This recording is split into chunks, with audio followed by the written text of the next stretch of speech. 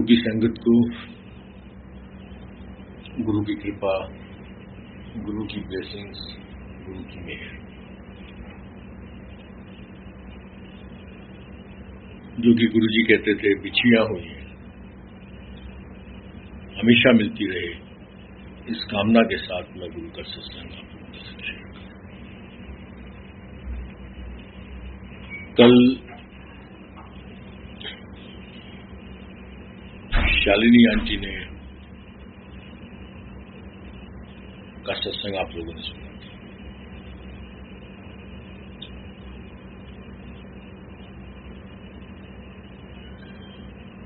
आज कुछ बातें मैं उनके सत्संग के बेस के ऊपर ही करना चाहूंगा। गुरु जी की सत्संग किसी का भी हो, चाहे वो शालिनी आंटी का था या सत्संग आज मैं आपके संग शेयर कर रहा हूं, ये सारे सत्संग सिर्फ और सिर्फ गुरु जी के, हमारा इसमें कुछ भी नहीं है।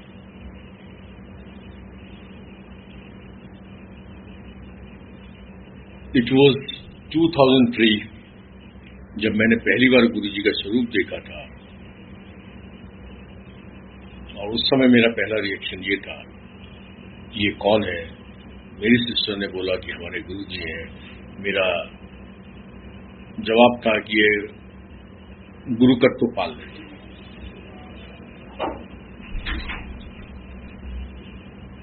ये गुरुअनुगी करना पाल गए। नहीं, हमारे गुरु हैं। मैंने कैसे गुरु हिंदुस्तान के कोने कोने में हैं। 3 महीने के बाद गुरु जी ने मेरी सिस्टर से कहा था कि आंटी अपने प्राणु लेके मेरे को ला। तो मेरी सिस्टर ने मुझे कहा कि गुरु जी के पास चलना है, इससे बुलशिट खून जाता है। मैं आगरा से दिल्ली आता हूं तो भाई मैं क्लबिंग करूंगा, मजे करूंगा, ऐश करूंगा कि तेरे गुरु के पास जाऊं। 3 महीने के बाद गुरु जी ने फिर बुलाया, 3 महीने के बाद फिर बुलाया। फाइनली 5 जून 2004 गुरु जी ने सिंपल मेरी सिस्टर, मेरी बहन को बोला कि उन खोते नु कहने की कोई लोड़ नहीं, वो खोता आपे टोके छेती मेरे को लाऊंगा। This is what Guru ji said on 5 जून 2004 कि उन खोते नु कहने की कोई लोड़ नहीं, वो खोता आपे टोके छेती मेरे को लाऊंगा। And on 10 June 2004 after 5 days, while playing badminton, racket struck on my right eye and I lost eyesight on my right eye. मरता क्या ना करता, सारे डॉक्टर्स ने जब मना कर दिया, we are sorry for your right eye, you have to save your left eye. Right eye is a gone case. This will shrink. First this will shrink. Then there will be a pit. This will go inside you. Since the artery which is supplying blood to your eye has got busted. जब blood supply नहीं होगा तो आंखें अंदर दस नहीं जा सकता. जब ये सुना आंखों में आंसू आए, क्योंकि मैंने गुरुजी के चमत्कार या गुरुजी के सत्संग सुन रखे थे. जब डॉक्टर ने बोल दिया कि we are sorry for your right eye, you have to save your left eye, आंखों में आंसू आए, तब गुरु का चेहरा अपने जहन में आना शुरू हुआ. और 7 जुलाई 2004 को मैं पहली बार गुरु के पास गया. 31 मई 2007 को गुरुजी ने शरीर छोड़ दिया. मुझे गुरु से कोई बहुत बड़ा लगाव नहीं, लगाव थोड़ा सा था, बट आई वोंट से कि मुझे गुरु पे कोई आस्था थी या मुझे गुरु पे कोई विश्वास था या मुझे गुरु पे कोई श्रद्धा थी या समथिंग लाइक दैट. ये कुछ रीजंस की वजह से मुझे वहां जाना अच्छा लगता था. उन रीजंस में से कुछ एक ये थे कि जैसे यहां कोई ढोंग नहीं है, कोई पैसे का चढ़ावा नहीं है, कोई पंडित नहीं है जो आपको गाइड कर रहा है, क्योंकि मैं टोटल नास्तिक आदमी था. तो कोई पूजा नहीं है, कोई पाठ नहीं है, कोई गुरु आपको किसी टाइप का कोई पूजा पाठ का सिस्टम नहीं बताता, कोई रिचुअल्स नहीं है. तो नास्तिक आदमी के लिए ये सब चीजें बढ़िया थी. और गुरु जी के सामने बैठे होते थे अपने फिजिकल फॉर्म में, तो ईज ऑफ लिविंग, आप कितनी मर्जी टेंशन से जाओ, गुरुजी जब सामने बैठे होते थे तो आप सब कुछ भूल जाते थे। उनका aura, the way he used to smile, the way he used to speak, बड़ी श्रिल पतली सी एक लेडी जेंट्स की मिली उनकी लैंग्वेज वॉइस थी। तो सब चीज देख के कभी किसी से बात कर रहे होते थे, ऐसे टेढ़ी आंखें करते थे, कभी ऐसे करते थे, कभी वो ऊपर देखते थे, कभी ऐसे देखते थे। तो देखना इतना अच्छा लगता था कि आप सब चीजें भूल जाते थे, सिर्फ गुरु के चेहरे की तरफ देखते रहते थे, लेकिन उनसे आंख नहीं मिला पाते थे। चेहरे को हम लोग, मैं अपनी बात कर रहा हूँ, बाकियों का मुझे नहीं पता, गुरुजी सामने बैठे होते थे, ऐसे मैं देखता था, जैसे उनके मुझे लगता था उनकी आंख मेरी तरफ आ गई है, वैसे मेरी आंख ऐसे झुक जाती थी। फिर मैं हल्की सी आंख ऊपर करके देखता था, क्योंकि उनको देखने से ही ईज ऑफ लिविंग स्टार्ट हो जाते हैं। वो आज भी है। हाँ, आज ये है कि आंख में आंख डाल के देख लेते हैं, क्योंकि आज गुरु से दोस्ती हो गई है, आज गुरु मेरा बाप है, आज गुरु मेरी माँ है। उस समय तक कोई ऐसी बात नहीं थी। 31 मई 2007 को गुरुजी ने शरीर छोड़ा। उसके बाद 2007, 2008, 2009, 2010 बड़े मंदिर में बहुत कम संगत थी, टिल एटलीस्ट मार्च 2010। उसके बाद से संगत एक्सपोनेंशियल ग्रोथ हुआ। मुश्किल से 10-15 संगत होती थी, जगह जगह ग्रुप्स बन के लोग संगत का सत्संग कर रहे होते थे। वो एक मेरा लर्निंग पीरियड था। मैं अपनी बात कर सकता हूं, बाकियों का मुझे नहीं पता। That was my learning period. That was the time when I was a student in the school of Guruji, and that time, कल जिस आंटी का आपने सत्संग सुना, शालिनी खेड़ा आंटी का, she was a teacher, she is still a teacher in that holy school. उस समय मैं एक I was like a student, आज गुरुजी की मेहरबानी से उन्होंने मुझे भी टीचर बना दिया। 2007, 2008, 2009, 2010 teachers like Jetha uncle, teachers like Shalini aunty, Anita aunty, Kochar uncle, they were the teachers that time.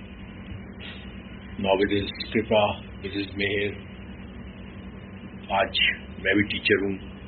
आप में से कुछ लोग अभी स्टूडेंट्स होंगे, कल को आप में से कुछ लोग टीचर बन जाएंगे, कुछ नए स्टूडेंट्स आएंगे, फिर वो नए स्टूडेंट्स टीचर बनेंगे, फिर कुछ और नए, ये अनंत काल तक ये प्रोसेस चलता रहेगा। टीचर्स चेंज होंगे, स्टूडेंट्स बदलेंगे, but principal of the school will remain one, वो हमारे गुरुजी।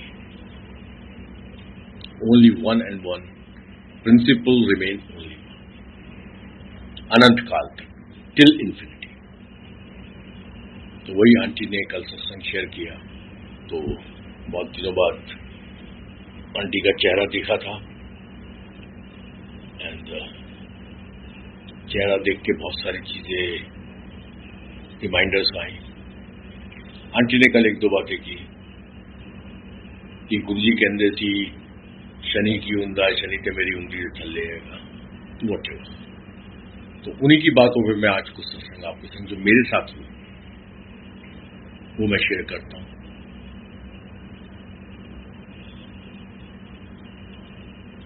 आंटी ने जैसे बोला कि गुरुजी कहते थे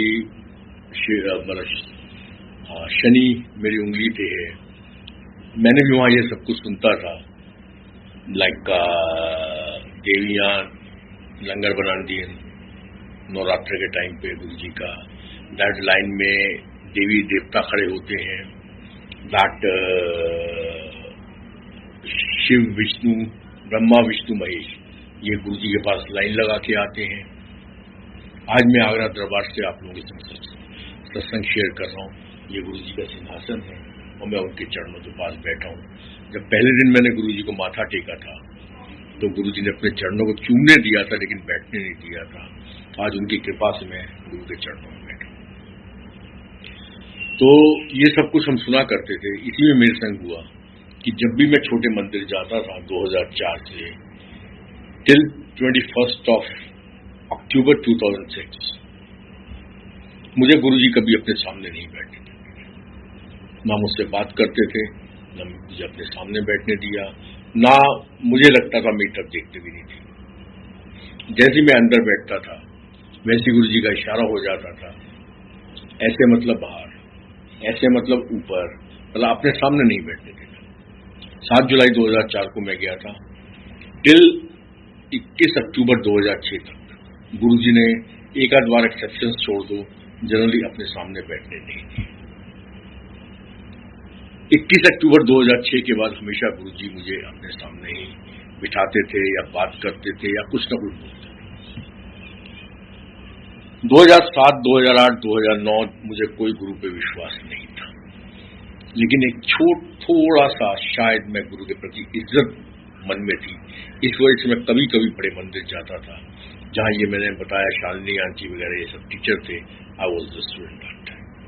उनके ही सत्संग का मैं एक पार्ट अदा कर रहा हूं कि मुझे गुरुजी अपने सामने नहीं बिठाते थे, अपने पास नहीं बुलाते थे, लेकिन मेरे संग जो भी आता था जाता था उसको गुरुजी अपने पास बुला लेते थे।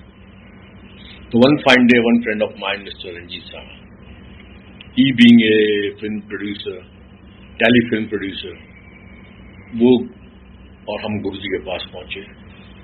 वो आगे, मैं पीछे से खड़ा था। गुरुजी ने रंजीत सामा को बुलाया। रंजीत सामा ने एक पिक्चर बनाई थी, पिक्चर का नाम था जय शनिदेव महाराज, क्योंकि वो टेलीफिल्म्स बनाते थे। टेलीफिल्म्स उनकी बहुत ज्यादा चलती नहीं थी, लेकिन जितना बजट होता था उस हिसाब से खर्चा निकाल लेती थी। तो उनको भी लगा कि चलो चलते हैं, और भाई तुमने बताया कि गुरुजी तुम्हारे बहुत बड़े महापुरुष हैं, या तुम तो या तो भगवान है, तो चलते हैं उनसे पिक्चर ब्लेस कराते हैं। मेरे संग रंजीत सामा जी आए। गुरुजी अपने कैबिनेट पे बैठे, किचन के बाहर कैबिनेट लेफ्ट हैंड साइड पे गुरुजी बैठे थे। तो गुरुजी ने उसको रंजीत सामा को अपने पास बुलाया, बुला के कहने, हाँ भाई की करना है मेरे को। उसने कहा गुरुजी भी पिक्चर बनाई है। एक लेडी आंटी गुरुजी के हाथ दबा रही थी, आंटी मिसेस रघुराय, वो हाथ दबा रही थी। मैं रंजीत शर्मा के पीछे खड़ा था। केड़ी पिक्चर बना रहे हैं? बनाई है। उसने कहा गुरुजी जय शनिदेव महाराज। गुरुजी हंसे, की क्या? उसने कहा गुरुजी जय शनिदेव महाराज। इतने में आंटी ने पूछा, गुरुजी कौन सी पिक्चर? एवं खाम खाम मेरा छोटा जा चेला कोने से टंगिया पे है, वो जो तो पिक्चर बनाया ब्लेस कराना है, एवं खाम खाम। उसने कहा नहीं गुरुजी केड़ी? एवं छोटा जा चेला ओ शनिदेव महाराज, केड़ा की कहते उन्होंने? शनिदेव महाराज। इस तरह से गुरु ने उस टाइम शनिदेव महाराज की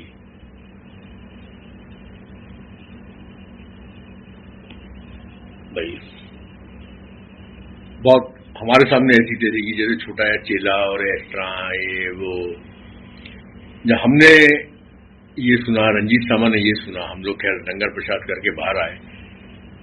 बाहर आके मैं अपने मन में सोचने लगा, रंजीत सामा ही बोला, यार तुम्हारा गुरु तो बड़ा मैं करता है, एक छोटा सा गुरु क्या हो गया है? और मेरे मन में भी यही था, मैं कि एक छोटा सा गुरु 200 की संगत नहीं है। और कहाँ इतने बड़े शनिदेव महाराज जिनका पूरी दुनिया में नाम है, लोग रागे कांपते हैं उससे। कहाँ है ये छोटा सा गुरु? मैं ये भी बहुत बड़े फेंकू। मेरे मन में ये आया कि गुरुजी बहुत बड़े फेंकू है। भाई कहाँ गुरु जिसके 200 की संगत, 250 की संगत नहीं है?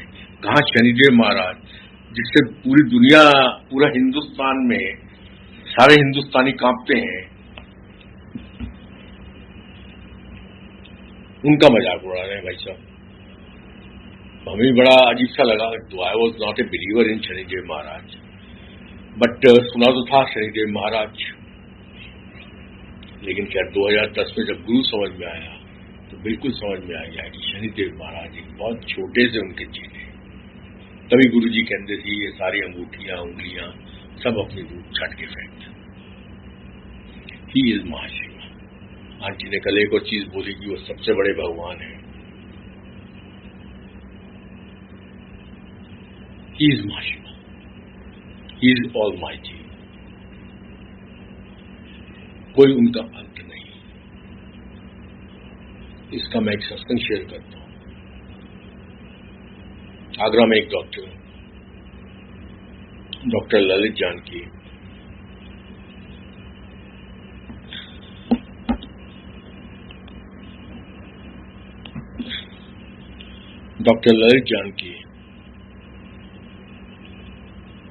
उनकी बेटी को 2001 में बेटी का फोन आया अपने पापा के पास, पापा मेरी तबीयत खराब है, मुझे आगरा वापस ले चलो। डॉक्टर साहब आगरा से चले, दिल्ली पहुंचे। दिल्ली में जब तक वो अपोलो हॉस्पिटल के सामने पहुंचे तभी फोन आया उनकी लैंडलेडी का, जिसके घर में उनकी बेटी रहती थी। लैंडलेडी ने कहा कि डॉक्टर साहब आप सीधा फोर्टिस हॉस्पिटल आ जाओ, आपकी बेटी तबीयत बिगड़ गई थी, हमने उसको फोर्टिस हॉस्पिटल में भर्ती करा दिया। डॉक्टर साहब फोर्टिस हॉस्पिटल में पहुंचे, वहां पता चला कि उनकी बेटी she has gone into coma. अब जब वो खुद डॉक्टर, एम्स के कुछ डॉक्टर्स आ गए, then one doctor from Chandigarh, doctor Ahura, then one doctor from Mumbai, सब डॉक्टर्स ने जब सारे टेस्ट किए तो final diagnosis was that she has gone into the coma, the deep coma, जिसमें से कोई भी आदमी आज तक जिंदा बाहर नहीं निकला, कोई भी आदमी जिंदा बाहर नहीं निकला। Maximum life span, if unluckily, unfortunately anybody coma, the maximum life span could be 20 days. And as per medical science, there are only two exceptions to this particular rule. There is only two exceptions. जो कि 20 दिन से ज्यादा survive किए हैं, only two exceptions. Survived more than 20 days, but never came out alive. Not a single case. 20 दिन से ऊपर दो आदमियों ने लाइफ स्पैन की रही, लेकिन जिंदा कोई भी बाहर नहीं निकला। तो 10-15 दिन के बाद इट बिकेम क्लियर कि नाउ वो लड़की 3 घंटे से ज्यादा जिंदा नहीं रह सकती। तो डॉक्टर्स ने यही कहा कि डॉक्टर साहब आप डिसाइड कर लें कि एम्बुलेंस हमें आगरा से दिल्ली बुलानी है या एम्बुलेंस दिल्ली टू आगरा जानी है, क्योंकि by road distance is around 3 to 4 hours from Agra to Delhi. So doctor decided कि आगरा से मैं एम्बुलेंस बुला रहा हूं। आगरा से एम्बुलेंस स्टार्ट हो गई, आगरा के लोगों को इन्फॉर्म कर दिया गया। इतने में किसी ने बताया डॉक्टर साहब को कि डॉक्टर साहब एक यहाँ गुरुजी हैं, उनके पास आप चलो, शायद वो कुछ करें। अब क्योंकि मेडिकली तो कुछ हो नहीं सकता था, सारे दरवाजे बंद थे। डॉक्टर साहब बड़े मंदिर की तरफ चले। जैसे ही वो फोर्टिस हॉस्पिटल के बाहर निकले, वैसे ही एक बाहर मुसलमान बाबा बैठा था, उसने डॉक्टर साहब को आवाज दिया, अरे डॉक्टर इधर आ। डॉक्टर साहब उसको सुना अनसुना करके आगे बढ़ने लगे। जैसे ही आगे बढ़ने लगे, वैसे ही उस मुसलमान बाबा ने आवाज दी, अरे डॉक्टर इधर आ, तेरी लड़की को कुछ नहीं होना, तू इधर। अब डॉक्टर साहब उस मुसलमान बाबा के पास गए, उससे कहा कि तुझे कैसे पता चला कि बाबा मैं डॉक्टर हूं, तुझे कैसे पता चला मेरी लड़की अंदर है? तो बाबा ने कहा, मुसलमान बाबा ने ये बोला, डॉक्टर साहब हमें तो सब पता रहता है। फिर डॉक्टर साहब ने कहा कि बाबा फिर तुझे ये भी पता होगा कि मैं थोड़ा जल्दी में हूं, मुझे किसी गुरु से मिलने छतरपुर जाना है। तो उस बाबा ने जो जवाब दिया वो सुनने लायक जवाब है। उस बाबा ने कहा कि डॉक्टर जब वहां जाएगा छतरपुर, तभी तो तेरी लड़की का कल्याण होना है। जब छतरपुर जाएगा तभी उसका कल्याण होगा। कल शालिनी आंटी ने यही कहा था, अर्जी तुम कहीं भी लगाओ, उसकी फाइनल अप्रूवल गुरु जी ने देनी है। तो वही सत्संग आपने सुनकर, वही मुसलमान बाबा ने कहा कि डॉक्टर जब वहां जाएगा तभी तेरा कल्याण होगा। डॉक्टर साहब बड़े मंदिर पहुंचे, बाहर सीढ़ियों पर बैठे हुए थे। बड़े मंदिर जो भी संगत गई है सबने देखा हो कि अंदर हॉल में 150-200 आदमी बैठ सकते हैं, बाहर जितनी भी है वहां भी 50-100 आदमी बैठ सकते हैं, और 250 आदमियों के बाद आपको सीढ़ी के आसपास ही बैठना। उस समय क्योंकि कोई फेंसिंग नहीं होती थी, कोई इतनी संगत नहीं होती थी, तो लोग बड़े आराम से सीढ़ियों के पास बैठते थे। क्योंकि मैं भी जब फर्स्ट डे गुरु जी के बड़े मंदिर में गया था 7 जुलाई 2004, तो मैं भी सीढ़ियों पे ही बैठा था। तो पहले मैं अंदर बैठा था, लेकिन जब गुरु जी बाहर आ गए तो मैं बाहर सीढ़ियों पे बैठा था। तो डॉक्टर साहब जब बड़े मंदिर गए तो सीढ़ियों पे बैठ गए, क्योंकि अंदर जाने की उनको जगह नहीं मिली। जब सीढ़ियों पे बैठे हुए थे, इतने में कोई सेवादार आया, उसने आवाज दी कि आगरा से कोई डॉक्टर आए हैं, उनको गुरुजी अंदर बुला रहे हैं।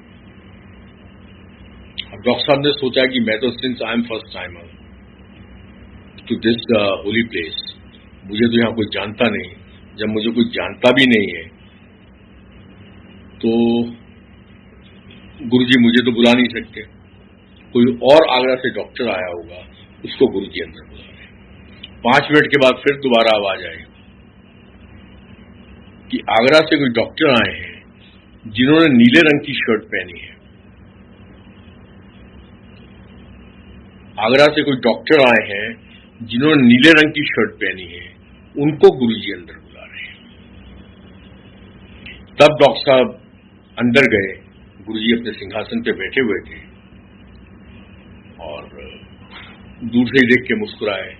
जैसे ही डॉक्टर साहब गुरुजी के पास पहुंचे, गुरुजी कहने, हाँ भाई डॉक्टर, फिर तेरी कुड़ी फोर्टिस हॉस्पिटल। डॉक्टर साहब ने हाथ जोड़े, हाँ गुरुजी फोर्टिस हॉस्पिटल। ते रेड कलर का सूट, उसने कहा हाँ गुरुजी रेड कलर का सूट। जा, मैं उन्हें ब्लेस कर चुके, ले जल प्रसाद ले जा, पिला दे उन कुड़ी, ठीक हो जाओ। डॉक्टर साहब फोर्टिस हॉस्पिटल पहुंचे, लड़की को जल प्रसाद पिलाया। 5 मिनट के बाद लड़की कहती है, पापा मुझे भूख लग रही है, मुझे खाने को कुछ दो। हफ्ते 10 दिन के बाद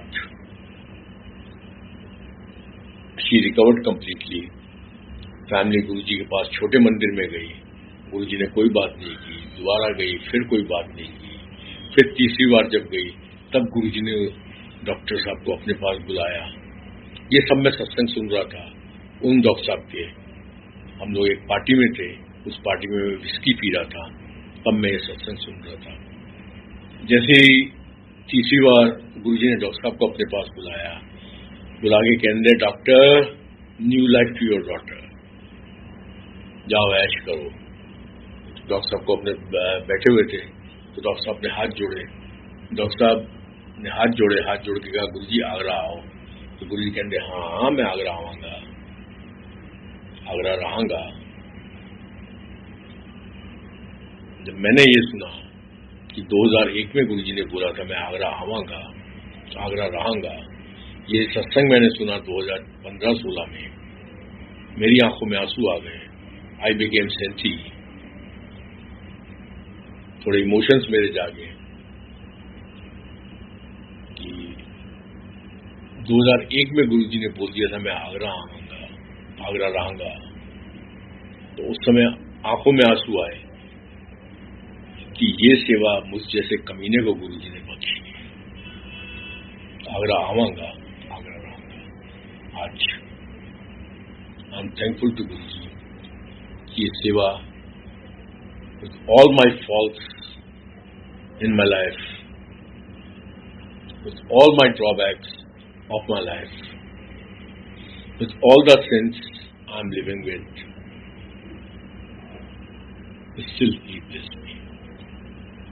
So when He can bless me, He can bless anybody. He is too big. He is too big for we people to understand. गुरुजी वही आंटी का सत्संग कि सबसे बड़े भगवान है। उस बाबा ने, मुसलमान बाबा ने यही बोला था, वहां जाएगा तभी कल्याण होगा। अर्जी आप कहीं भी भेजो, अप्रूवल गुरु ने देनी है। और जब गुरु ने आपको अपने पास बुला लिया, फिर आप दूसरी जगह अर्जी देते ही क्यों? बहुत सारे ऐसे सत्संग हैं, क्योंकि ये सत्संग मेरे सामने हुआ, ये सत्संग मैंने सुना, ये सत्संग मेरे दोस्त का सत्संग है, तो इस वजह से मैंने आपको शेयर किया। इस टाइप के बहुत सत्संग, बहुत संगत किए। किसी भी संगत का सत्संग, किसी भी टाइप का सत्संग, किसी भी अंकल का सत्संग, किसी भी आंटी का सत्संग, वो उनका सत्संग नहीं है, वो गुरु का सत्संग है।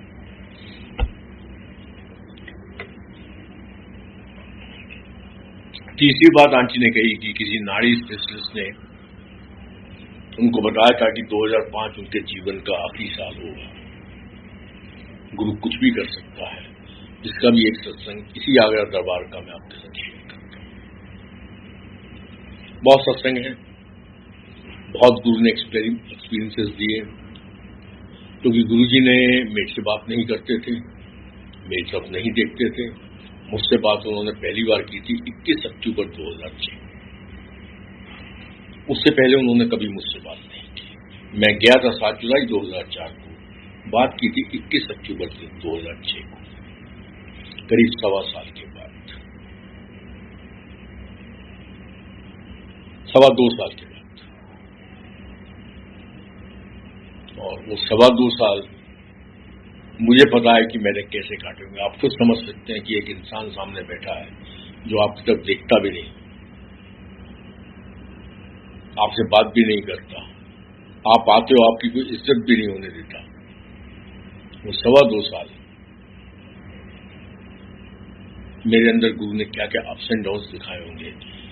तो जब मैं 7 जुलाई 2004 को गया था, 15 दिन के बाद गुरु जी ने मेरी सिस्टर से बोला था, जहां तेरे प्रादी पुट्ठियां को ब्लेस की थी, as per doctors we are sorry for your right eye, you have to save your left आई।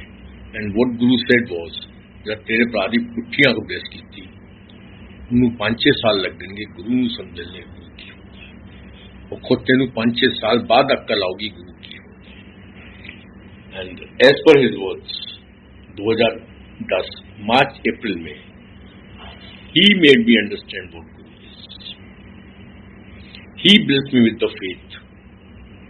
मेरी औकात नहीं है मैं गुरु के अंदर विश्वास करूं, किसी की औकात नहीं। बातें हम जो मर्जी करें, जब तक गुरु खुद ब्लेस नहीं करेगा विश्वास, we come with the hopes, we don't come with the faith. मैं 10 लोगों के सत्संग सुनने के बाद अगर मैं प्रॉब्लम में फंसा हूं तो मैं गुरु के पास आ जाऊंगा, आऊंगा विद द होप्स कि मेरा भी काम बनेगा। मैं काम बनवाने आ रहा हूं, काम करवाने आ रहा हूं, मैं गुरु से जुड़ने नहीं आ रहा हूं। ये सबके संग है, मेरे साथ भी था। कम से कम मैं अपने साथ बोल सकता हूं, आप लोग शायद बहुत ऊंची कैटेगरी के इंसान हो, लेकिन मैं तो अपनी बात बोल सकता हूं कि मैंने 10 सत्संग सुने, मेरी कंपल्शन थी, मेरी मजबूरी थी, क्योंकि डॉक्टर्स के हिसाब से आंख धस जाएगी, घुस जाएगी, बढ़ जाएगी, जो भी होगा। मैं अपनी मजबूरी से गुरु के पास आया और सिर्फ मांगने आया, मैं कोई गुरु से लगाव करने नहीं आया। 2004 में गुरु जी ने मेरी सिस्टर से बोला था, जब तेरे प्रादी पुट्ठियां को ब्लेस की थी, उन्हें 5-6 साल लग गए गुरु ने समझे लगे। मुझे विश्वास ही 2010 में हुआ, गुरु के शरीर छोड़ने के 3 साल के बाद। और विश्वास होने में तो मैं बता रहा था कि मैं होप्स के संग गया, फेथ गुरु ने मुझे दिया 2010 में। उस फेथ आने में भी, जैसे मैंने बताया ना, स्कूल के कुछ टीचर्स का हाथ था, उनमें से एक टीचर शालिनी आंटी थी। आज शायद मेरे सत्संग से आपको कुछ मैसेज मिले, हो सकता है कुछ आपको गुरु के बारे में और गुरु आपको ज्ञान दे, हो सकता है इसमें से आप में से कुछ आगे चलकर टीचर बने। वही मैं बात करूं, स्टूडेंट्स आते रहेंगे, टीचर्स आते रहेंगे, स्टूडेंट्स जाते रहेंगे, टीचर जाते रहेंगे, principal will remain only one, my guru. तीसरा सत्संग मैं आपके संग शेयर कर रहा हूं कि आंटी के हिसाब से 2005 किसी नाड़ी विशेषज्ञ ने उनको बता दिया था कि उनके जीवन का आखिरी साल है। और गुरु ने जब तबीयत एक दिन ज्यादा खराब हुई तो यही कहा कि आज तो तेरा दिन आज तेरी 13वीं होनी सी, lease of life, extension of life, new life to you aunty. He can do anything, who can give new life. अभी मैंने आपके संग एक डॉक्टर साहब का सत्संग शेयर किया, उनकी बेटी को she went to deep coma without any hopes, no medical science never said कि she will come even recover or come back, come out of the coma, but she is living right now. This is what Guru is. ऐसे ही aunty की मैं बात कर रहा हूं। Aunty को भी नारी विशेषज्ञ ने बता दिया 2005 तेरे जीवन का आखिरी साल है। उसी पे मैं एक और सत्संग आपके संग शेयर कर रहा हूं, जो इस दरबार में हुआ, वो मैं आपसे बात कर रहा हूं। मैं दरबार में कम आता था, आज भी जैसे मैं हफ्ते में 2 दिन या 3 दिन ही दरबार में आता हूं, बाकी 4 दिन मैं अपने पेरेंटल हाउस में रहता हूं। माय वाइफ, माय आंटी, वो यहां 24 घंटे अपनी सेवा में लगती है, क्योंकि मेरा ऑफिस मेरे पेरेंटल हाउस के पास है। तो मैं जनरली वीकेंड्स पे इधर आता हूं, और बाकी क्योंकि आंटी की सेवा है, गुरु ने शायद मेरी सेवा यहां ज्यादा नहीं बख्शी हुई, क्योंकि मेरे लिए दूसरी सेवा दी हुई है, मुझे मेरे कार्य सेवा दी हुई है, मुझे शायद मेरे व्यापार की सेवा दी हुई है। तो जैसे एक दिन कोई अंकल आए होंगे, दोपहर को दरवाजा खुला हुआ था, आफ्टरनून में यहां बैठ के उन्होंने आधा पौना घंटा गुरु जी का पाठ किया होगा। शाम को जब मैं मंदिर की तरफ आया, आगरा दरबार की तरफ आया, तो अंकल मुझे नीचे मिले। जब नीचे मिले तो उन्होंने कहा कि उनको पता चला कि ये दरबार गुरु जी ने मुझे सेवा बख्शी है। तो जब वो नीचे थे तो उन्होंने मुझे कहा कि अंकल वेरी गुड, कि गुरु जी ने तेनू सेवा बख्शी है, बहुत बड़ा तेरा कल्याण कर रहे हैं। मैंने हाँ जी, बहुत बड़ा कल्याण कर रहे हैं। कहते तू मैनू नहीं जानता। वो uncle, I hope everybody understands ये गुलाबी पंजाबी, हिंदी और पंजाबी मिक्स। तो वो अंकल मुझे कहते हैं, हाँ भाई तू मैनू नहीं जानता। अंकल मैं तो आपको नहीं जानता, कौन हूं आप? कहते तू कद तो आ रहा सी? मैंने कहा अंकल मैं 2004 से आ रहा सी। कहते लै कमाल है, तू 2004 तो आ रहा सी, तू मैनू नहीं जानता? मैं कहते नहीं अंकल मैं आपको नहीं जानता हूं। कहते लै मैं ते तेरा गुरु यार। तो मैंने अपने मन में सोचा, मैंने गुरु तो सबका यार है भाई, मेरा गुरु तो सबका दोस्त है। कहते लै मैं ते तेरा गुरु यार। मैंने कहा अच्छा अंकल, मैं तो नाल ही बैठा रहता सी। हो सकता अंकल, मुझे तो गुरु जी अपने सामने नहीं बैठने देते थे, तो मुझे नहीं पता उनके संग कौन बैठता था। ले तू इनू जानदा, सुधा आंटी नू? मैं जानता हूं। इनू 5-6 नाम लिए, मैंने कि मैं इतने लोगों को नहीं जानता, सुधा आहूजा आंटी को मैं जानता हूं, पर वो मुझे नहीं जानती होंगी शायद। कहते कमाल है, मैं तो नाल ही बैठा रहता सी। मैंने कहा अच्छी गल है अंकल, थोड़ी भाई गुरु जी की आपके ऊपर बहुत मेहरबानी थी जो आपको अपने साथ बिठाते थे। कहते अच्छा ले, मैं अपना इंट्रोडक्शन दे रहा। मैं well known palmist of India, well known VIP palmist of India. He said that I am well known VIP palmist of India. मैंने कहा गुरुजी तो पामिस्ट्री के खिलाफ थे, he was deadly against palmistry. तो देन ही सेड कि हाँ तेरा गुरु मैनू भी कई बार मना करता सी। कहंदा मैं तेरा गुरु मैनू भी कई बार मना करता सी। फिर एक दिन फिर कई कहंदा सी चल यार कोई गल नहीं, तू भी तो रोटी खानी है। कहंदा तेरा गुरु मैनू भी मना करता सी। फिर कहंदा सी चल यार तू भी तो रोटी खानी है, अज जाके सिंधी नू बेवकूफ बना गया। सिंधी मतलब लाल कृष्ण अडवाणी। अज चला जा भैन जी को जा, भैन जी मतलब मायावती, बहन मायावती। ले आज चल जा मुलायम नू, जा मुलायम नू बेवकूफ बना के आ, चल जा बेवकूफ बना के आ जा। मेरे को मुझे थोड़ी सी हंसी आई। मैंने कहा अच्छा भाई बेवकूफ बनाने वाले लोग भी गुरुजी भेजते हैं। भाई यही जीवन है। आपको प्रैक्टिकल सारे आंसर हर सत्संग में मिलेंगे कि ये जो दुनिया चलती है इसमें बेवकूफ बनाने वाले लोग भी हैं, बेवकूफ बनने वाले लोग भी हैं। हम लोग इतने सीधे, हम कभी किसी को बेवकूफ नहीं बनाते, हम सिर्फ बेवकूफ बनते हैं। ये हमारी विचारधारा है। भले हम किसी को बेवकूफ बना रहे होंगे लेकिन हम फिर भी नहीं कहेंगे हम किसी को बेवकूफ बना रहे हैं। ये बेवकूफ बनाना, बेवकूफ बनना, ये भी पार्ट ऑफ लाइफ है और ये सब ईश्वर अपनी चक्र से करा रहा है। ये सब प्यादे वाली कहानी हम लोगों की चल रही है। तो वही गुरु जी ने उससे कहा, अच्छा चल जा, आज सिंधु ਨੂੰ बेवकूफ बना के आ, आज जा मुलायम ਨੂੰ बेवकूफ बनाया, आज जा भैन जी ਨੂੰ बेवकूफ बना के आ। तो बेवकूफ बनाने वाले एजेंट भी ईश्वर ने छोड़े हुए हैं। कहना मैं जानता ही अपना जो मेरी विद्या कहती थी मैं करके आया अंदर से और दस देना थी अपने यार ਨੂੰ। अच्छा अंकल वेरी गुड। फिर कहते मैं तेन एक सत्संग सुनावा। मैं कहा सुनाओ अंकल। कहते यार मेरा एक यार सी DIG, 15 साल शादी ਨੂੰ हो गई सी, उससे कोई बच्चा नहीं सी, मेडिकली तो कोई बच्चा हो नहीं सकता सी। वो मेरे को आया कि यार मेरी पत्थरी बना और 10 मैनू मैं कोई मुंडा मतलब कोई बच्चा मैं गोद ले लिया या नहीं ले लिया, मतलब I have to adopt somebody, can I adopt it और not, just tell me, make my पत्थरी। तो ही सेड मैं उसकी पत्थरी बनाई। पत्थरी बना के मैं क्या, भाई तेरे जीवन के अंदर कोई संतान सुख नहीं है, ते कोई बच्चा अडॉप्ट करने की लोड़ नहीं है, संतान सुख है ही। कहना फिर मैं उन्होंने कहा कि चल यार एक काम कर दे, मेरा एक यार हैगा उसके कोल चलते देखते वो की कहता। कहना मैं उन्होंने लैके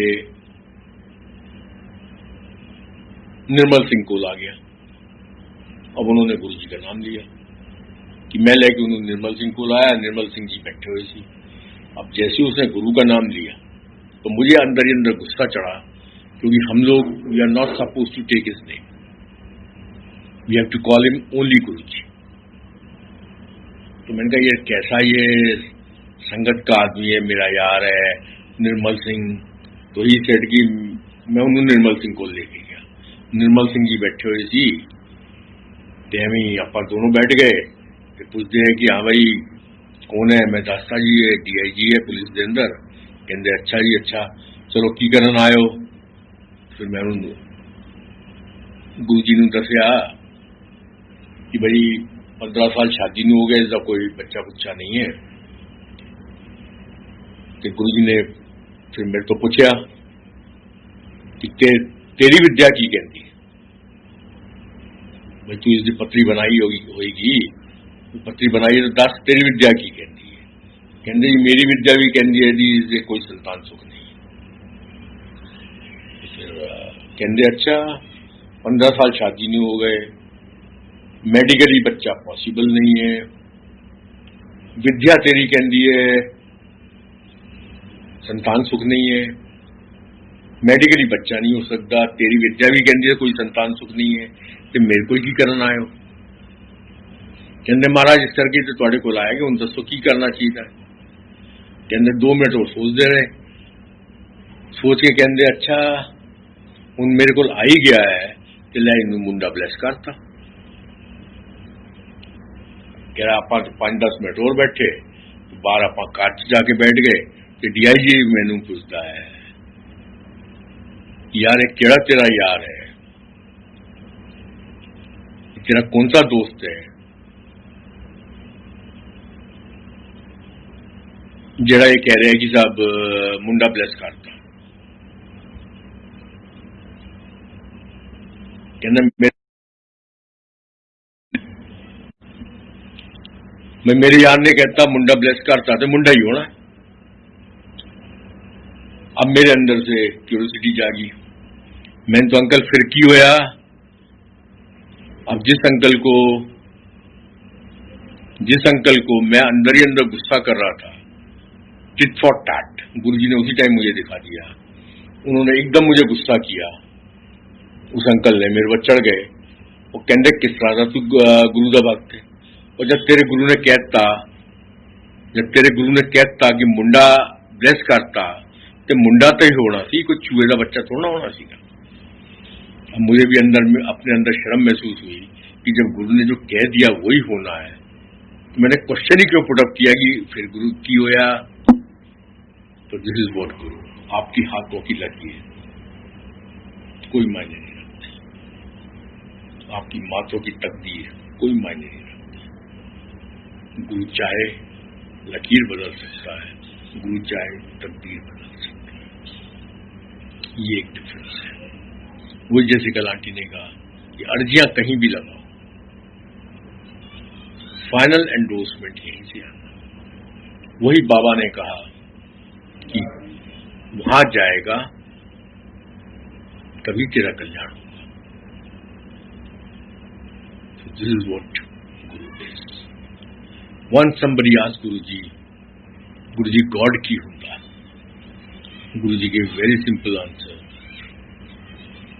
but Guru on duty is God.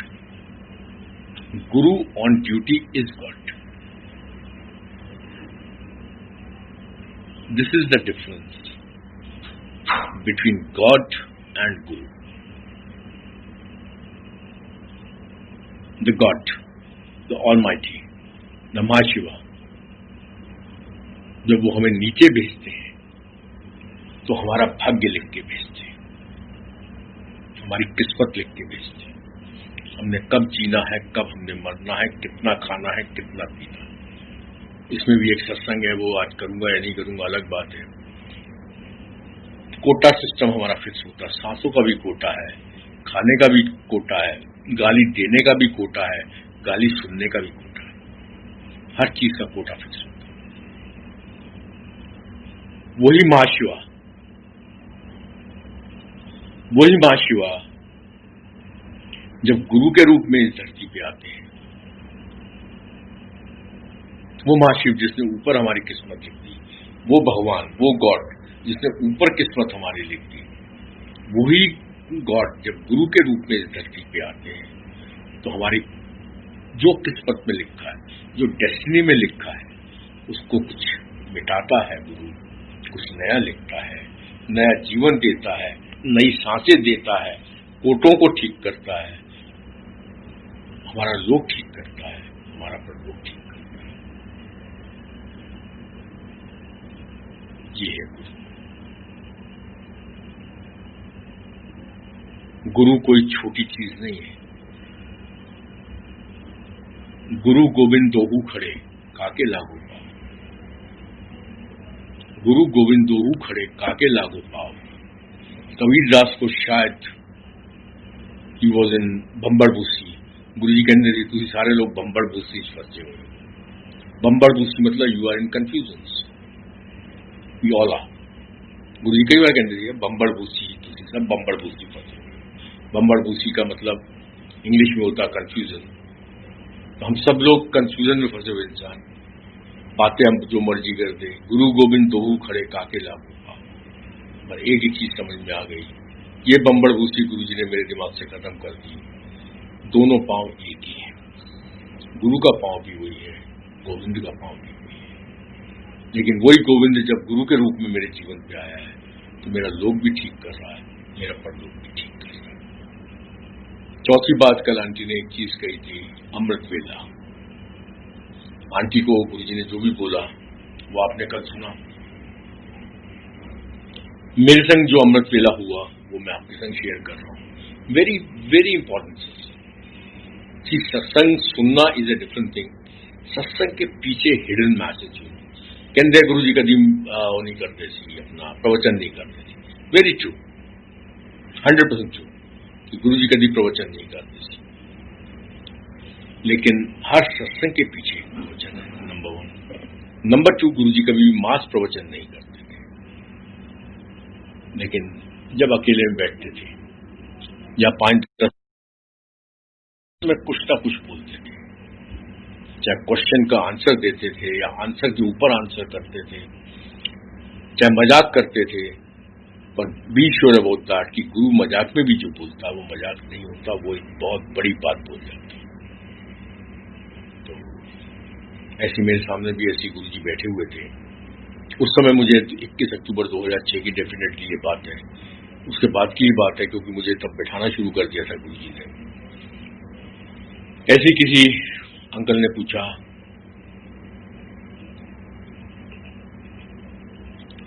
गुरुजी अमृत वेला।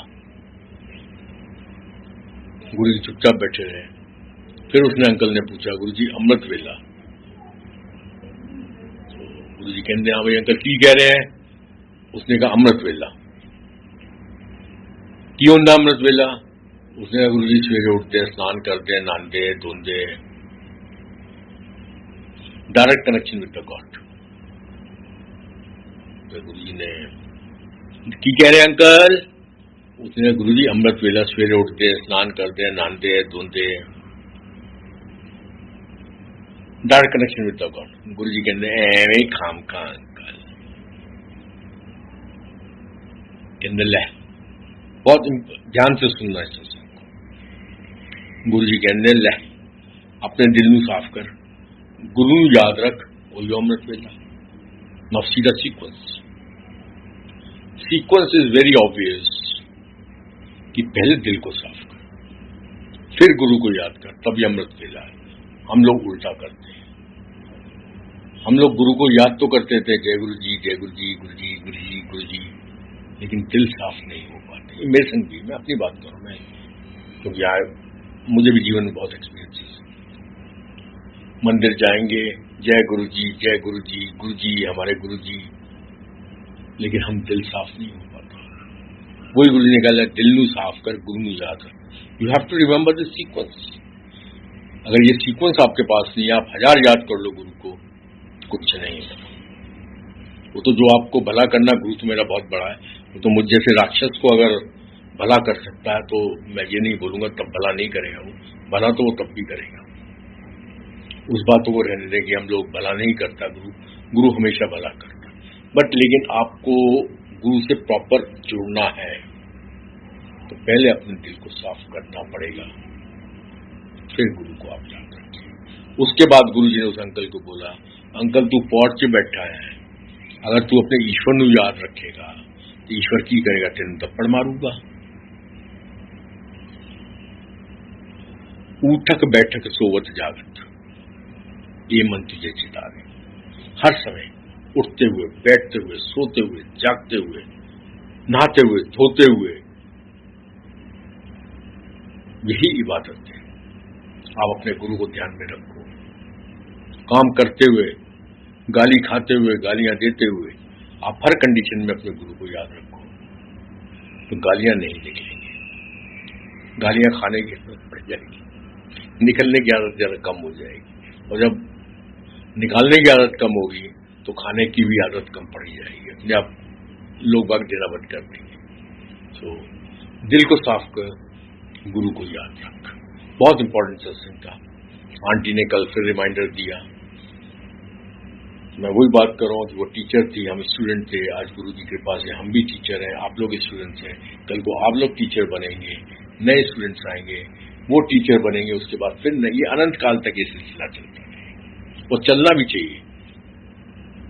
क्योंकि गुरु की बातें, जैसे हम सीधी सी बात जानते हैं, रामायण नहीं बदली जा सकती, गीता वही रहनी है, बाइबल में कोई चेंज नहीं आ सकता। एक बार जो लिखी गई है वो लिखी गई है। ऐसी गुरु के सत्संग वही रहने हैं। गुरु नए नए सत्संग एक्सपीरियंसेस संगत को देगा, लेकिन जो हम लोगों को एक्सपीरियंसेस हुए वो एक्सपीरियंसेस वहीं के वहीं रहने, वो कभी चेंज नहीं हो सकते। हमारे लिए गुरु के सत्संग सुनना, गुरु के सत्संग सुनाना, ये हमारे लिए एक होली बुक है, ये हमारे लिए एक होली थॉट्स है, यही सिर्फ हमारे लिए होली है। बाकी हमें किसी चीज से कोई मतलब नहीं। गुरु के सत्संग सुनो, गुरु के सत्संग सुनो, हमारे लिए यही एक होली बुक है। उससे समझो, समझना बहुत जरूरी है, क्योंकि हर सत्संग के पीछे गुरु कोई ना कोई मैसेज छोड़ता है। जैसे दिल ਨੂੰ साफ कर, गुरु ਨੂੰ याद रख। भाई पहले आपको दिल को साफ करना, उसके बाद गुरु को याद करना है।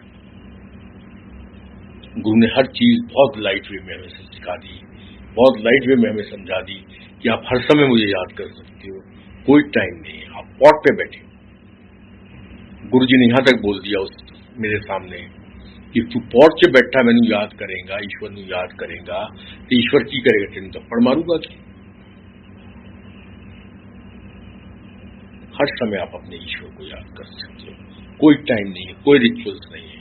आप 100 मंदिरों में ढकोसले होते हैं, ढोंग होते हैं कि यहाँ 10 साल की से ऊपर की लड़की नहीं आनी, 65 साल से नीचे की औरत नहीं आनी। मुद्दा है, ईश्वर तो हर जगह है, हर पल है, हर क्षण है। तो ढकोसले क्यों? गुरु कहते थे 1-to-1 कनेक्शन, कोई बीच में नहीं होना चाहिए। आप किसी मंदिर में जाते हो तो बीच में पुजारी खड़ा है, पहले वो चढ़ाएगा। अगर जिस पुजारी या जिस मंदिर की अच्छी चल रही होगी, जहाँ भीड़ भाड़ ज्यादा जाती होगी, तो लाइनें अलग से लगती हैं, VIP लाइनें अलग से लगती हैं। वो क्या आपको ईश्वर ज्यादा दे देता है जब 500 रुपये आप पुजारी को देते हो लाइन में आगे जाने के लिए? मुद्दा है, come out of all these things. When Mahashiva खुद आपको अपने पास बुलाता है, जब महाशिवा आपके घर में बैठ बैठ के आपसे सत्संग करवाता है, एक गुरु का स्वरूप रख के आप सब कुछ कर सकते हो, जिसके अंदर से सब कुछ निकला है। ले शनिदेव मेरा छोटा या चेला, उस समय नहीं समझ में आया था, उस समय लगा था गुरुजी फैपू है, लेकिन 2010 में समझ में आ गया बाकी शनिदेव की औकात क्या है मेरे महाशिव के साथ। उस शनिदेव से बड़ा चेला तो मैं हूं गुरु का, and I am proud to be बड़ा चेला as compare to Shanidev Maharaj. I am proud, मुझे गर्व है, मुझे घमंड है अपने ऊपर। I am not proud but I feel proud, मैं गुरु का चेला हूं। अब इसी में मैं एक सत्संग आपके संग और शेयर कर रहा हूं। सत्संग बहुत है, लेकिन एक सत्संग मैं आपके संग शेयर कर रहा हूं जो मैंने कई बार सुना होगा, लेकिन मैं फिर एक रिमाइंडर दे रहा हूं, क्योंकि मैंने बताया कि जैसे गीता है आप बार बार पढ़ते हैं। क्यों पढ़ते हैं? क्योंकि रिमाइंडर्स करते हैं। आप बुक चेंज नहीं होगी, बाइबल चेंज नहीं होगी, रामायण चेंज नहीं होगी, लेकिन बार बार उसका पाठ सदियों तक आप कर रहे हैं और आगे सदियों तक करते रहेंगे। ऐसे ही गुरु जी के जो सत्संग हैं वो सदियों तक होते रहेंगे, सदियों तक चलते रहेंगे। यही होगा, यही चलता रहेगा, यही आपको कॉन्फिडेंस देगा, यही आपको उम्मीद देगा, यही आपको होप देगा, यही आपको विश्वास देगा। क्योंकि सत्संग तो वही है। ये सत्संग वरुण अंकल ने बड़े मंदिर में सुनाया था, जिस समय मैं स्टूडेंट था बड़े मंदिर की क्लासेस का। जब बड़ा मंदिर बन रहा था 1995 में, वहां पानी की तलाश में रघुवीर अंकल और वरुण अंकल ये लोग घूम रहे थे, लेकिन पानी नहीं मिला। एक पेंडुलम के थ्रू, जो साइंटिफिक थ्योरी है, उसके through water searching was going on, और सुबह से शाम हो गई, पानी पूरे बड़े मंदिर में किसी भी जगह नहीं मिल पा रहा था। शाम को गुरुजी को फोन किया गया कि महाराज यहाँ तो ये लोग जो आए हैं पानी डिटेक्ट करने के लिए, पानी सर्च करने के लिए, यहाँ तो कोई पानी नहीं है। तो गुरुजी ने बताया कि इस कोने यहाँ खड़ा हो जा, इससे 3 फीट आगे चल, 200 फीट नीचे जाके खारा पानी मिलेगा, 500 फीट तक खुदाई करोगे तो वहां मीठा पानी मिलेगा। गंगानू में कहता है उसे पानी भेज रही है,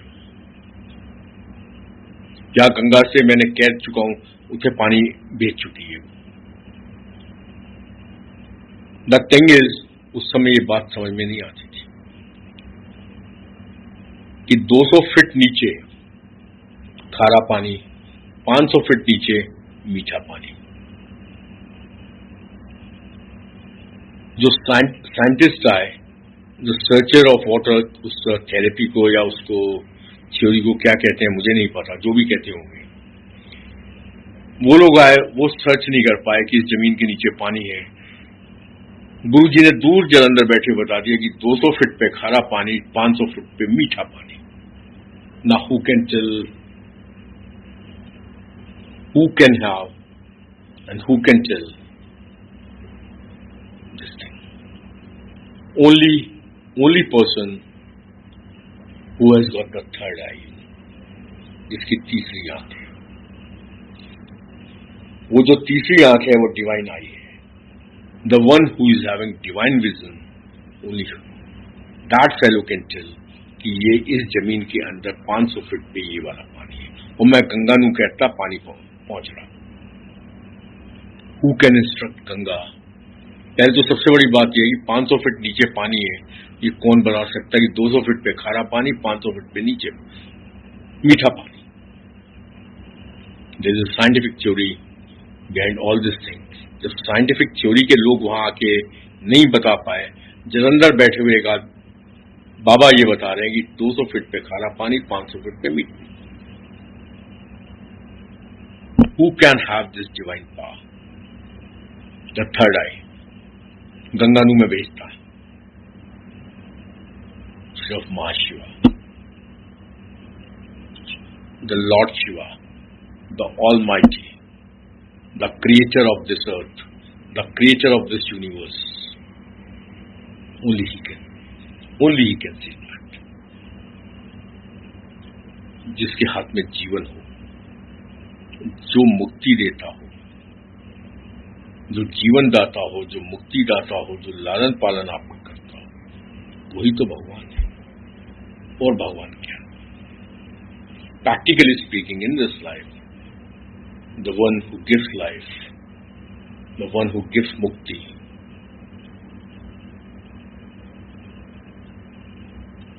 and who this is everything we needed in our life, वही तो भगवान है।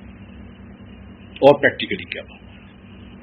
तो गुरु जी ने प्रैक्टिकली दिखाया कि I am everything, I am Lord Shiva, I am almighty, I look after you. So when you have come down to Guruji, when he has blessed you to come to his place, be sure about one or two things. कर सकता है किसी का भला कर, भला नहीं कर सकता किसी का बुरा न करे। एक चीज गुरु ने सिखाई, चंगा बंदा बन, चंगे कम कर, जाके ऐश कर। दूसरी चीज ये गुरु ने सिखाई, दिल नू साफ कर, गुरु याद रख, और ये अमृत वेला। बहुत इंपॉर्टेंट ये बात है, दिल नू साफ कर, गुरु याद रख, वही अमृत वेला। जो भी शख्स, no I must clear one thing, कोई शख्स अगर अमृत वेला का पाठ कर सकता है, जरूर करना चाहिए। गुरु जी ने उसके लिए मना नहीं किया। सीधा डिफरेंस, उस अमृत वेले के पाठ में आप शायद 1 घंटा ईश्वर से जुड़ेंगे। आपको गुरु ने 24 घंटे दिए ईश्वर से जुड़ने के लिए। दिल को साफ कर, गुरु याद रख, वही अमृत वेला। 24 hours if you keep on cleaning your heart, ये तो गंदा होता है, हमारा दिल गंदा हो जाता है, नॉर्मल है, बट हमें पता है गंदा हो रहा तो उसकी सफाई करनी भी जरूरी है। जैसे घर आपका गंदा होता है तो आप सफाई करते हैं, ऐसे दिल भी आपका रोज गंदा होता है, हर पल में गंदा होता है। हर पल में गंदा हुआ, आपने गुरु से माफी मांगी, फिर दिल को साफ किया, नॉर्मल लाइफ आप इस तरह से जीते चले। दिल को साफ कर, दिल को साफ करने के बाद फिर आप गुरु को याद करो, वही अमृत वेला। आपको गुरु ने तरीका दे दिया, 24 घंटे अमृत वेला आपके जीवन में कैसे आ सकता है। ऐसा नहीं हो सकता, हम लोग इतने इस संसारिक जीवन को हम जी रहे हैं, इस संसारिक जीवन में ऐसा नहीं हो सकता कि हमारा दिल गंदा ना हो, पॉसिबल ही नहीं है। जब गंदा हो उसको तुरंत साफ करने की कोशिश करो, और जैसे दिल साफ हो जाए उस समय गुरु को याद करो, अमृत है। अभी जैसे मैं सत्संग कर रहा हूं, मेरे दिल में किसी के प्रति कोई नफरत नहीं है। आई एम डूइंग सत्संग, मैं गुरु के गुणगान कर रहा हूं, इस समय अपने गुरु को याद रखो, मैं अमृत वेला कर रहा हूं, दिस इज अमृत वेला। सो आई हो, एक और गुरु जी बात कहते, आई हो, आंधे रहो, महाशिव आपके सामने है, भटको नहीं। एक और चीज गुरु जी कहते थे, इतने उठे ना भटको, इकनू मान ले जिन्नू मनना। एक तकिया भरोसा तेरे चढ़ना था और सब बेटाइयां ढेरी, एक को नाम दिया है मन मेरे। जय गुरु जी। ये आज मैं आगरा दरबार में बैठा हूँ। गुरु का सिंहासन के मैं दर्शन आप लोगों को करा चुका हूँ। ये गुरु के चरण कमल, चरणों के दर्शन, लेकिन मैं गुरु के दर्शन नहीं करा सकता, क्योंकि मुझे गुरु जी ने मना किया है कि मैं आपके संग गुरु का कोई भी स्वरूप शेयर करूं। कल किसी संगत को बुला के मैं वीडियो शेयर कर सकता हूं, लेकिन मैं खुद आपके संग गुरु का स्वरूप शेयर नहीं कर सकता, क्योंकि गुरु जी ने मुझे स्पेशल इंस्ट्रक्शंस दिए कि मैं गुरु का स्वरूप कभी किसी के संग शेयर नहीं करूं। क्यों नहीं करूं, इसका आंसर मेरे पास नहीं है। मैं जानना भी नहीं चाहता हूं कि मुझे आंसर नहीं चाहिए, क्योंकि गुरु का आदेश सर्वोपरि है। उसके ऊपर कोई भी क्वेश्चन मार्क उठाना अपने आप में मेरी नजर में गलत है। ये ठीक है कि मैं 2003 में गुरु का स्वरूप देखा, 2004 में मैं गुरु के पास गया, 2010 तक ना मुझे गुरु में कुछ श्रद्धा थी, ना मैं गुरु को मानता था, ना मुझे गुरु पे कोई विश्वास था, ना मुझे गुरु के अंदर कोई आस्था थी।